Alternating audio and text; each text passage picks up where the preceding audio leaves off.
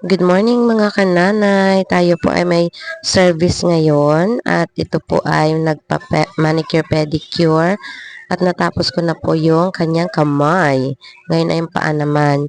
Ngayon po may kwento ako sa inyo tungkol po sa isang bata na gusto na po agad lumaki dahil daw pag siya ay lumaki na at nasa tamang edad na po ay kaya niya nang gawin ang lahat ng gusto niya, kagaya ng magkaroon ng boarding house at makapag-jamming-jamming sa mga kaibigan niya, mag-inuman, ganyan-ganyan.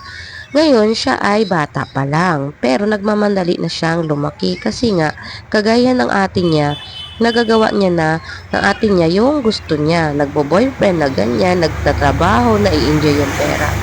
Ngayon, yung ibig ko namang sabihin sana sa mga kabataan ngayon, huwag nilang madaliin na magkaroon ng boyfriend or magkaroon ng trabaho. I-enjoy muna nila yung kanilang pagkabata dahil pag nakatungtong na po kayo sa inyong edad na 18, magkaroon ng trabaho at ma-enjoy nyo na yung pagtatrabaho nyo, makukulong na po kayo sa ganyang sitwasyon hanggang sa makapag-asawa kayo, hanggang sa isang araw magigising kayo na parang ay nagigising na lang ako para lang magkaroon ng trabaho, para magkaroon ng kita.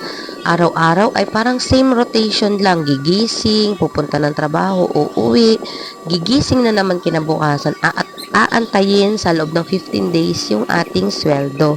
Ganun at ganun na lang dahil ang iisipin natin para lang mabuhay ang ating pamilya. Ngayon po ay nag-eyelash extension na ako.